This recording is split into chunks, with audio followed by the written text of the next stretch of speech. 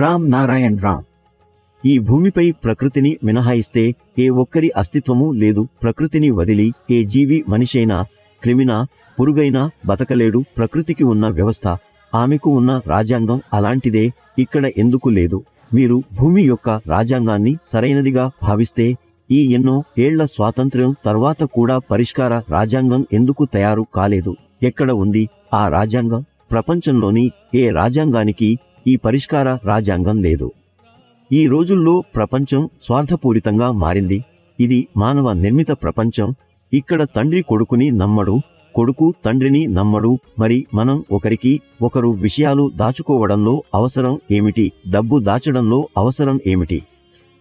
భూమిపై ధర్మ రాజకీయం కొనసాగస్లన్స్, జాతి మతాల గురించి చర్చ జరుగస్లన్స్, రాజ్యాంగం గురించి చర్చ జరుగస్లన్స్.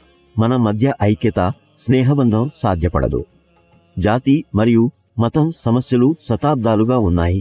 అవి సమాజాన్ని విడగొట్టి చిన్న చిన్న సమూహాలుగా విడదీయడంలో ప్రధాన పాత్ర వహించాయి. జాతి వ్యవస్థ మరియు మతం పేరుతో జరిగే వివక్షలు మానవత్వానికి మాత్రమే కాకుండా సామాజిక అభివృద్ధికి కూడా అడ్డంకులు. జాతి మరియు మతాలు ఎప్పటికీ సామాజిక, ఆధ్యాత్మిక అభివృద్ధికి మార్గాలు కావు. అవి కేవలం మనసుల్లో ద్వేషం పుట్టించటమే. మనమంతా ఐక్యంగా మారి మానవ నిర్మిత మతాలు, మానవ నిర్మిత రాజకీయాలు, మానవ నిర్మిత రాజ్యాంగం, వ్యక్తిగత యాజమాన్య హక్కులు ఇవన్నీ త్రోసిపెట్టి ప్రకృతి ఇచ్చిన నియమాలను పాటించాలి. ప్రతి మనిషి ప్రకృతి సేవకుడే. అన్ని మానవ నిర్మిత మతాలు ఒకే విషయం చెబుతాయి, కర్మే ధర్మం. కానీ మా మహాగురువు బాలక్ బ్రహ్మచారి జీ చెబుతున్నది ఏమిటంటే మన పని ధ్యానం చేయడం, ధ్యానం చేసి సిద్ధాంతాన్ని గ్రహించడం. కర్మ చేయడం మన పని కాదు, కర్మ మన మనస్సు చేస్తుంది. మనస్సు ఒక సిద్ధాంతాన్ని స్వీకరించినప్పుడు మన శరీరం ఆ కర్మను చేస్తుంది.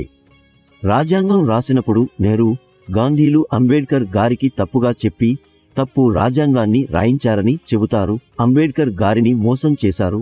అందుకే ఈ మానవ నిర్మిత రాజ్యాంగాన్ని అంతం చేయాల్సిన అవసరం ఉంది. ఇది ఏర్పడినప్పటి నుంచి ఎలాంటి ప్రయోజనం లేదు. పేదవాడు మరింత పేదవాడవుతున్నాడు, ధనికుడు మరింత ధనికుడవుతున్నాడు. సమానత్వ హక్కు ఎవరికీ అందడం లేదు. భూమిపై 800 కోట్ల ప్రజలు ఉన్నప్పుడు వారి జన్మ హక్కు ఎక్కడ ఉంది? ఎందుకు అది అందడం లేదు? ఇది ఈరోజు మనకున్న అత్యంత ప్రాముఖ్యమైన ప్రశ్న. ఈ ప్రశ్నకు సుప్రీం కోర్టు ప్రధాన న్యాయమూర్తి సమాధానం చెబుతారా? రాష్ట్రపతి చెబుతారా? ప్రధానమంత్రి చెబుతారా?